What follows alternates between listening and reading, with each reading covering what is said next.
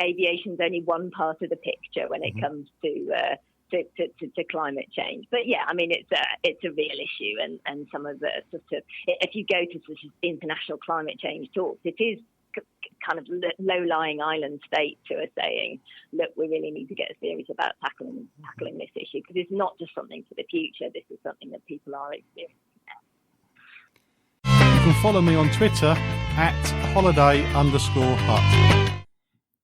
Still to come, we're going to be finding out all about the travel state of mind and the very important news from the Civil Aviation Authority. At the moment, I'm speaking to Cait Hewitt, who's from the Aviation Environment Federation. And as I said last week in the beginning of the show, I'm investigating this to see if there's any problems and illnesses caused by living near airports. And when I'm asking people the question, I suppose the most common response from anybody is, if they don't like it, why don't they just move? So I asked Cait, shouldn't people just move if they're unhappy about living near an airport? To some extent, obviously it feels intuitively like surely that's an obvious thing to do. You know, people must know when they move to this house near an airport that there is going to be noise and there are going to be emissions. I mean, I think equally, though, that we tend to think about noise pollution in particular in a different way than we do about other sources of pollution. So, you know, you wouldn't tend to make that argument about people, say people living in sort of poor quality housing along the side of a busy road. And, you know, we know that the health of children living in those houses will be compromised by the fact that they've got the pollution coming from all the cars. People wouldn't tend to make the same kind of argument that, oh, well, they should just move away. You know, we should let the cars put this stuff out. You wouldn't make that argument about, I don't know, a chemical plant putting pollution into a local water source. So if people don't like it, then they should just move. You know, we have to remember here, I think, that we have to try and be a bit consistent and look at actually tackling the problem, not just expecting people to ignore it or move away. So I think that's part of the issue. I think the other is that we've had a lot of growth in aviation, some of which goes against, you know, the promises and commitments that have been made in the past. So some of the people living around Heathrow have had a government say to them, only a few years ago, no, we're definitely not going to do this runway. You know, we had the coalition government saying, you know, we had the Lib Dems and the Tories coming together on this, surprising ticket of saying, yes, no, we're going to go against what was done before. Given all the environmental impacts, we absolutely are not going to have a third runway at Heathrow. We've had the airport itself making similar kind of promises in the past when they got Terminal 5. Okay, this will be the last big expansion we're going to have, and this is it. We're going to stay put there. You know? So I think a lot of people would argue, look, we've been led to believe that this is the worst we would have to deal with. People can't always know when they move into their house, when they settle in an area, get their kids settled in school, all that kind of thing, the way in which the airport will or won't develop in future. And as I say, that applies partly to developments on the ground, but also actually to developments in the air. I mean, you've got communities who might have had some aircraft in the past but didn't find it a big problem, who now have found, as a result of some of the flight path changes that have been happening over recent years, if they find themselves underneath one of those, that they're getting this kind of relentless stream of aircraft that are causing noise problems that they never would have expected to have in the past. So I think we need to recognise that this is an industry that's had a lot of leeway, actually, in terms of its growth and development. An industry that kind of that feeds off that growth, and that therefore, you know, does need some kind of government level limits and constraints to be imposed for the sake of public health and well-being. We can't just leave it to local communities to have to fight out these issues. You can keep up to date with travel news and leave me a message at facebook.com/John Guinn Travel Show. What is the travel state of mind? And if your travel state of mind is a good place to be, how do you maintain it and keep it going when you come back home? We're going to find out later on when I speak to Eurostar's experts on the travel state of mind. Before that, we're still finding out about the Aviation Environment Federation and what they investigate and how they help. You may, if you've been on Mars for the last few years, have missed the fact that there was a big competition between Heathrow and Gatwick Airport about which one's going to get the expansion to provide more flights to England, and more specifically in the southeast of England. So I couldn't have a discussion about aviation environment without bringing this up with Cait, and we're now going to find out what the Aviation Environment Federation, or AEF, feel about the expansion. You mentioned Heathrow and the expansion. Was the choice made a good one? Would Gatwick have been a better, or would we be better off not having any? If you look at the full range of environmental impacts, we haven't seen a strong case made that it's possible to have expansion anywhere in the southeast while still meeting the environmental limits and commitments that the government's committed to. So no, I mean, we as an organisation have taken the position that we want a no new runways policy. We want to see better, more effective use of the capacity in airports that we've got, and that longer term aviation needs to play a part in as I say, this kind of the wider shift towards us being a low carbon economy, us and the rest of the world who've made similar commitments.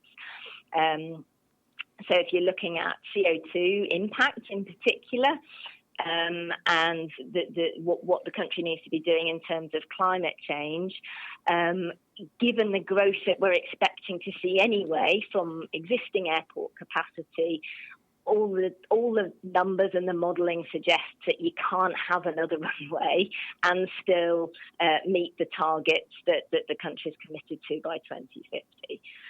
If you're looking at kind of more local impact, there are vastly more people who would be affected by noise at Heathrow than at Gatwick. I mean, it's in a league of its own, really, in the whole of Europe in terms of the numbers of people and the scale of the noise issue from that airport. But equally, our members around Gatwick will say, look, the nature of the intrusion is different here. We're people who have moved to, rural, semi-rural areas because we like the peace and quiet. And therefore, aircraft are more intrusive in an area where the background noise is low than it might be in around Heathrow. So you can't do a kind of simple comparison of numbers and say, well, this is the answer or this is the answer. But I suppose fundamentally we'd question the assumption that you have to cater for all this growth in demand, that because, going back to your kind of starting point, I suppose, because people want to have cheap flights and, not to have to deal with queues and congestion and all the rest of it, that we have to cater to that demand. I think, undoubtedly people want that. Undoubtedly,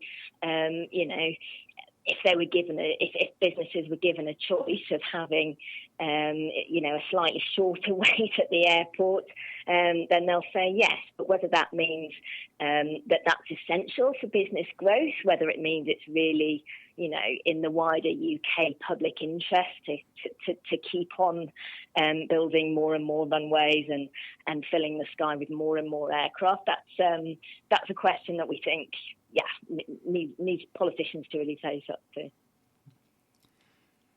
During the campaign by both airports, there was loads of full-page adverts saying we've done a report and it says that we're the best option, and then the other airports say we've done a report and we're the best option. Yeah. So it's difficult to choose between the two, but how can a normal passenger know that your own research is impartial and that they can take what you say at face value and you're not trying to push your agenda ahead by using slightly biased questioning, I guess, which is what the airports may have done to get their reports? How do we know that your research is good? I think in general that people have have more. People are suspicious of, environmental claims, but made by an industry which obviously has an interest, in what the answers are going to be. As I say, I mean, we're an independent organisation. We're not funded by the industry or government. Yeah, we have our own agenda, but our agenda is to try to kind of lay out the case of people and the general public interest, which might otherwise be hard to hear. I mean, I think the kind of scale of lobbying of government by airports in particular is something that we're going to find hard to compete with. We've always found hard to compete with. We can't lay on slash events for MPs in the House of Parliament with canapes and all the rest of it. All we can do is to put out the best information that we can find and continue to kind of set out the challenges we see it, even when it's a bit unpalatable. It's not something that, as we've said, politicians want to hear necessarily, and it's not something that travellers necessarily want to hear. But at the same time, if you ask people, do you think that quality of life matters? Do you think that, children should be able to grow up without having their sleep disrupted by aircraft noise? Should they be able to breathe clean air and walk to school, without feeling that they're inhaling dangerous particles? Then people would tend to say yes. They would tend to say on climate change that yes, it falls to the industry and the government to try to tackle this problem. So they want something to happen, but actually delivering it, that's the thing that we keep plugging away at us. Checking it out before you check in on the John Guinn Travel Show on ukhealthradio.com.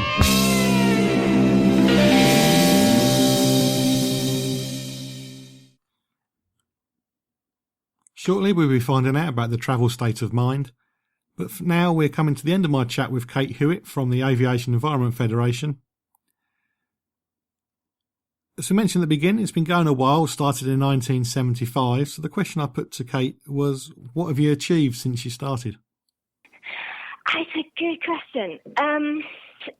With all these things, it's hard to know what have we done uniquely as an organisation that wouldn't have happened otherwise, because I think it's partly as a result of people campaigning in different ways, taking different kinds of action at different times that you actually see change happen. I mean, I suppose as much as anything, a recognition of the scale of impact that flying has. I think most people in the UK will understand that this is something that has a high environmental cost. Yes, it means we can go on holiday and make connections around the world that undoubtedly are good things. But I think there are few people who would deny that there are real environmental costs that go with that. And so kind of getting the balance right in future is a difficult balancing act, So what should people do to help the environment? What would you like to see people do more of? I mean, I suppose when it comes... Well, so for one thing, I think supporting government policy and action to try to solve some of these problems. So if you're talking about kind of air pollution in London, the kind of measures that need to happen, yes, might impose some extra costs for drivers. But I think acknowledging that, okay, that feels like a bitter pill to swallow, but it probably has to happen in the wider good. I think that's part of it. I think when it comes to kind of individual travel and holiday choices, we certainly have never said that people need to stop flying, but that maybe people can think a bit more creatively about, trying to plan fewer but kind of longer